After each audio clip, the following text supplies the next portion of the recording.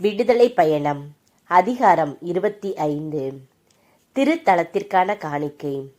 ஆண்டவர் மோசேயை நோக்கி பின்வருமாறு கூறினார்.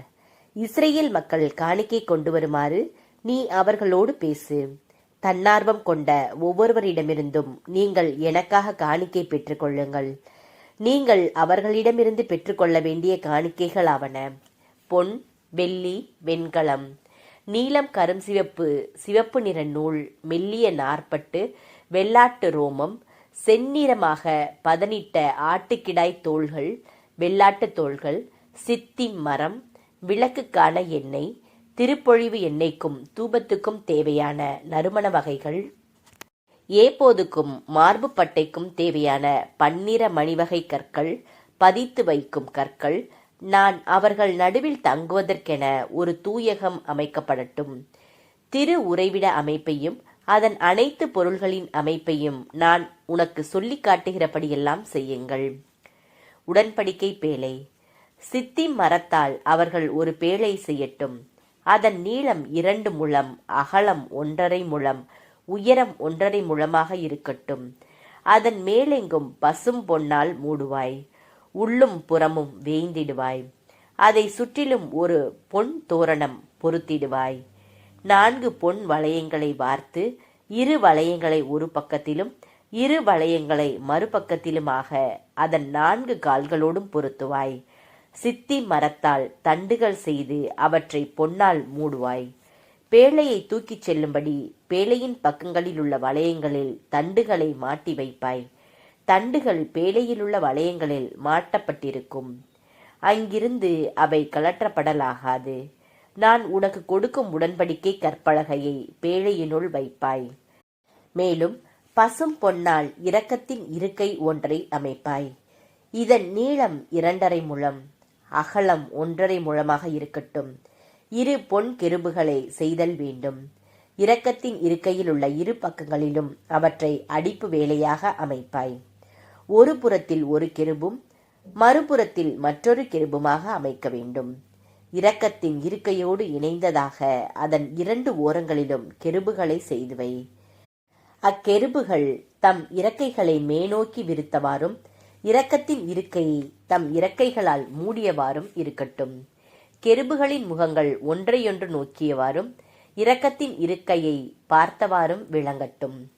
பேழை மேல் இரக்கத்தின் இருக்கையை பொறுத்து பேழையினுள் நான் உனக்களிக்கும் உடன்படிக்கை கற்பலகையை வைப்பாய். அங்கே நான் உன்னை சந்திப்பேன்.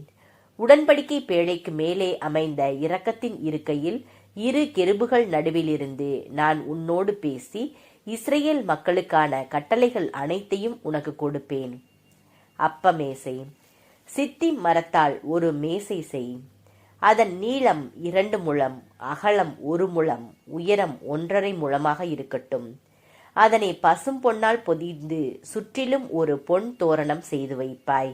மேலும் 4 விரல் கடை அளவில் அதற்கு சுற்றுச்சட்டம் அமைத்து சட்டத்தை சுற்றிலும் பொன் தோரணம் செய்து வைப்பாய். அதற்கு 4 பொன் வளையங்கள் செய்து 4 மூலைகளிலும் 4 கல்களில் இணைத்துவிடு. மேசையை தூக்கிச் செல்லும் தண்டுகளை தாங்கும் வளையங்கள் சட்டத்தின் அருகில் கிடக்கட்டும். சித்தி மரத்தால் தண்டுகள் செய்து அவற்றை பொன்னால் பொதிவாய். இவைகளை கொண்டே மேசையை தூக்கி செயல்பட வேண்டும். அதற்குரிய தட்டுகள், கிண்ணங்கள், சாடிகள், நீர்ம பலிக்கான குவளைகள் ஆகியவற்றை செய்ய வேண்டும். பசும் பொன்னால் அவற்றை செய்க. என் முன் இம்மேசைகள் எப்போதும் திருமுன்னிலை அப்பம் வைப்பாயாக. விளக்குத்தண்டு. பசும் பொன்னால் ஒரு விளக்குத்தண்டு செய்வாய். அடிப்பு வேலையுடன் விளக்குத்தண்டை அமைப்பாய். அதன் அடித்தண்டு கிளைகள், கிண்ணங்கள், குமிழ்கள், மலர்கள் ஆகியவற்றை ஒன்றிணைத்ததாக விளங்கட்டும். விளக்குத்தண்டின் ஒரு பக்கத்திலிருந்து 3 கிளைகளும் விளக்குத்தண்டின் மறுபக்கத்திலிருந்து 3 கிளைகளுமாக அதன் பக்கங்களில் 6 கிளைகள் செல்லும். ஒரு கிளையில் வாதுமை வடிவில் 3 கிண்ணங்கள் தத்தம் குமிழுடனும் மலருடனும் சேர்ந்து அமையும். மறு கிளையிலும் வாதுமை வடிவில் 3 கிண்ணங்கள் தத்தம் குமிழுடனும் மலருடனும் அமையும்.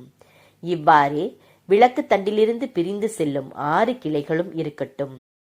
ஆனால் விளக்குத்தண்டுக்கு நேர் மேலே வாதுமை வடிவில் 4 கிண்ணங்கள் தத்தம் குமிழ்களுடனும் மலர்களுடனும் அமையும்.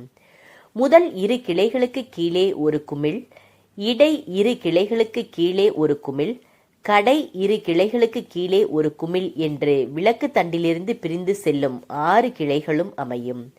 அதன் குமிழ்கள் கிளைகள் யாவும் ஒன்றிணைந்தவையாகவும் பசும் பொன் அடிப்பு வேலையுடனும் அமைந்ததாயும் இருக்கும். அதற்காக 7 அகல் செய்வாய். முன்பக்கமாக ஒளிவீசும் முறையில் அவற்றை ஏற்றி வைப்பாய். அதன் அணைப்பான்களும் நெருப்பு தட்டுகளும் பசும் பொன்னாலேயே ஆக்கப்பட வேண்டும். அதனையும் எல்லா துணைக்கலன்களையும் ஒரு தாளந்து பசும் பொன்னால் செய்து முடிப்பாய். மலையில் உனக்கு காண்பிக்கப்பட்ட முறைப்படி நீ இவற்றை செய்யுமாறு கவனித்துக்கொள்.